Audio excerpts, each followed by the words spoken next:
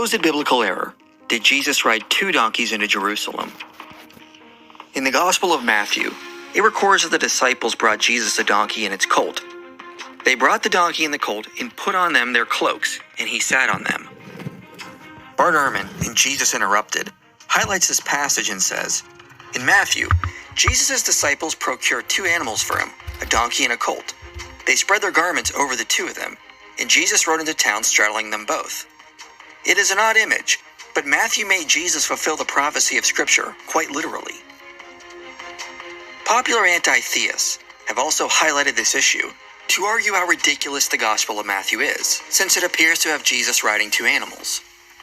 The rationale given is that Matthew is citing Zechariah 9:9, which contains a technique known as synonymous parallelism, where the text restates what is in the previous line, varying the words for emphasis or poetic reasons.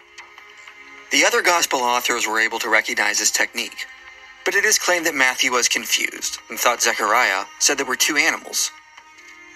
So because Matthew wanted to make sure Jesus fulfilled the Old Testament passage, he had to invent a second animal for Jesus to ride on. However, it's not like other scholars have not commented on this passage. To begin, the verse says, they brought Jesus the donkey and the colt, and they put on them their cloaks, and he sat on them. The verse is vague, because the Greek word for them can refer to the cloaks laid on the colt and the donkey, or to the animals themselves. But any charitable reading would take it as a reference to Jesus sitting on the garments laid on the animals. Darrell Bach and David Turner say, the idea is probably that Jesus rode on the garments spread on the colt. Robert Gundry said, it is doubtful that Matthew intends his readers to visualize a trick rider balancing himself on two animals at the same time. Therefore, we are to think that the garments were draped over both animals, just as in modern Palestine, both mother donkeys and their unridden colts trotting after them have garments put across their backs. Though Jesus sat on top of the garments only on the colt, the association of the garmented mother makes a kind of wide throne. Craig Keener says, as in later Palestine, one would drape the garments on which Jesus sat across both the mother and the colt, although Jesus would ride only one. The them on which he sat could mean the garments. R.T. France says, now two animals are brought to Jesus and prepared for riding, probably by the disciples using their own cloaks as saddlecloths. Assuming that he rode only one animal, the presence of the other is probably best explained at the narrative level by the comment of Mark and Luke that the foal had not been ridden before, so that its mother's presence would help it cope with a new experience and the frightening noise of the crowd. The festive occasion required that the mother, even though not ridden, should also be given a saddlecloth. In other words, given the festive nature of the event, it would be expected both animals would be covered in garments. The mother was there to keep the young colt calm. But employing the principle of charity, it should be expected that Jesus rode only one animal, while the other was beside Jesus with garments as well. So the verse refers to Jesus sitting on their cloaks, not on both animals. But D.W. Davies and Dale Allison object to this and say between the quote of Zechariah in verse 5 and the narrative in verse 7, there is perfect correspondence with the formula quotation. In other words, it appears as though Matthew is directly referencing back to the quote to say Jesus rode on the two animals mentioned in verse 5. So did Matthew misunderstand Zechariah 9:9? Did he misunderstand the passage, which is only about one animal, and assume there had to be two there? Gundry highlights the grammar and notes this is not actually a perfect correspondence, and suggests Matthew probably understood Zechariah was only talking about one animal. Even Davies and Allison are aware that Matthew gets the key section of the quote from the Hebrew and not merely from the Greek Septuagint. This is important because in the Hebrew passage Matthew knows about and quotes from, the Hebrew word for donkey is masculine. But in the narrative of verse 7, the word for donkey is presented with a feminine article. So between the quote and the narrative, there is not a perfect correspondence. Matthew seems aware that Zechariah was speaking about a male donkey, since it is clear in his narration the other animal was a female, breaking the direct link with the quoted passage. If Matthew thought there were two animals in the passage from Zechariah, he would have had to invent a second male donkey, instead of noting the other was the mother of the colt. So it seems unlikely Matthew is saying the Messiah rode both animals, but was prophesied to ride the young male. Furthermore, it is unlikely Matthew misunderstood the passage from Zechariah, given that scholars like Craig Keener and Robert Gundry note elsewhere throughout his gospel, he displays knowledge of Hebrew and comprehensive knowledge of the scriptures. Even in this passage, Matthew translates from the Hebrew more literally than the Septuagint does, demonstrating, as Gundry notes, he had access to the passage in Hebrew. Similarly, Bernard Batto notes that the evangelist did not understand the intended parallelism of the prophetic text seems highly unlikely, however. Already in the verse alone, Matthew has twice felt free to omit one of the two members of parallel cola: daughter Zion, daughter Jerusalem, triumphant and victorious, humble and riding on a draft animal. Clearly Matthew understood Hebrew poetic parallelism.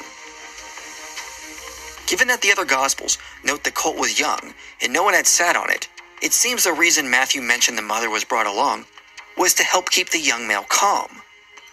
So Gundry can conclude, it is therefore not unreasonable to suppose Matthew was working with a genuinely historical tradition. Matthew emphasizes the presence of the mother animal not to equate her with the masculine donkey in the quotation, but to underscore that the young donkey really was, as Mark said, unused. In other words, Matthew notes the mother was brought along to emphasize the youth of the colt, which the other Gospels speak of, not because he thought there were two animals in Zechariah 9:9 that Jesus had to ride on. But why even mention the mother was brought along at all? The other Gospels didn't feel the need to do this. Instead, they simplify the account to avoid any confusion. Well, Matthew might have included the second animal, so he could thereby include hidden meaning in the text that demonstrated Jesus was God and the fulfillment of prophecy. First, Davies and Allison note there may be a special theological purpose in there being two animals present, by drawing to passages from the Old Testament. 2 Samuel 16:1-2 says there were two donkeys presented for the household of King David. Habakkuk 3:2 in the Septuagint says the Lord will be known between two creatures. Some rabbis of the day ignored the rules of poetry in favor of excessively literal interpretation, and they did find two animals in Zechariah 9:9, which adds to the idea that some of Matthew's Jewish audience may have been looking for two animals. Rabbinic Judaism also taught the Messiah would be similar to Moses in many ways, and utilized Exodus 4:19-20, where it says Moses utilized a donkey to return to Egypt. Throughout his gospel, Matthew tries to paint Jesus as another Moses to illustrate Jesus as the Messiah. In the Septuagint, Exodus 4 uses a plural form of the word for donkey.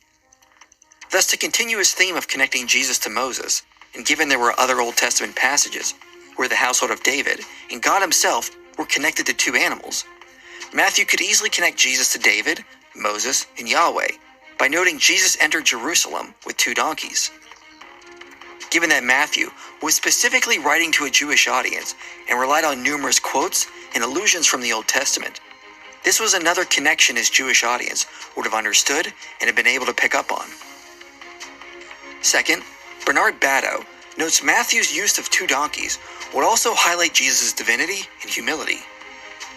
Batto looked at the wider ancient Near Eastern context and found that in numerous depictions, deities were often presented on top of two animals or on a throne carried by animals. In the Old Testament, Yahweh is often presented as on a throne carried by living creatures. But in the ancient Near East, being on a donkey would also imply deference and humility. So Batto points out Matthew is painting a picture of Jesus sitting on a throne carried by two humble animals, which would both display his humility and divinity. This is in line with what Gundry had to say. Though Jesus sat on top of the garments only on the colt, the association of the garmented mother makes a kind of wide throne. Indeed, widening the throne to play up Jesus' royal majesty appears to underlie Matthew's importation of a second animal. Thus, we can begin to see what Matthew is doing in verse 7. Jesus deliberately enacted the prophecy of Zechariah 9:9, which spoke of a king who comes into Jerusalem riding on a donkey. But the garments were spread on the two animals, which represents a throne, and Jesus sat on the throne, even though it was only the male donkey he rode in on. The additional animal helped to represent the throne of Yahweh, carried by living creatures. Notice right after this in Matthew 21, Jesus enters the temple in Jerusalem and cleanses it, which creates a larger theme of Yahweh returning to the temple on a throne of living creatures to cleanse and renew it. Thus Bado says, Matthew merely wished to suggest to the reader that Jesus was mounted above the donkeys in a manner reminiscent of a deity mounted above his symbolic mount, much like Yahweh mounted above the cherubs. In Jesus' case, however, the mounts have a further symbolic connotation, namely the humbleness of the rider. Through it, Matthew was able to retain the Israelite tradition of the deity being born by two symbolic creatures, while also maintaining the thrust of Zechariah, that the Messiah would be a humble royal figure riding upon lowly donkeys, and perhaps echoing a long-standing tradition of the region as well. One theme of Matthew is that Jesus is Emmanuel, God with us. The theme is presented at the beginning of his gospel, throughout, and at his conclusion. The triumphant entry was another opportunity for Matthew to proclaim that Jesus was God in the flesh. He presented Jesus on a throne of garments, carried by two animals, which was an ancient Near Eastern and biblical theme. So in reality, when we look at the linguistic and cultural context, the passage doesn't point to the idea that Matthew made an error. Instead, it suggests a deep understanding of the scriptures and the cultural context. Matthew specifically is trying to write in a way that will tell his readers Jesus rode on a throne of garments carried by two animals, which would have been understood in the cultural context to be a declaration of his divinity. At the end of the day, any charitable reading of the text would be that Matthew is saying Jesus sat on the garments, not straddling both animals. Yet why is it for some skeptics the principle of charity cannot be applied when it comes to the biblical text? In reality, only a surface-level reading of the text would suggest there might be an error. But a deeper understanding of the scriptures, the linguistics, and the cultural context suggests Matthew is doing something more interesting in his gospel, and has a far better understanding of the Hebrew text than most skeptics do.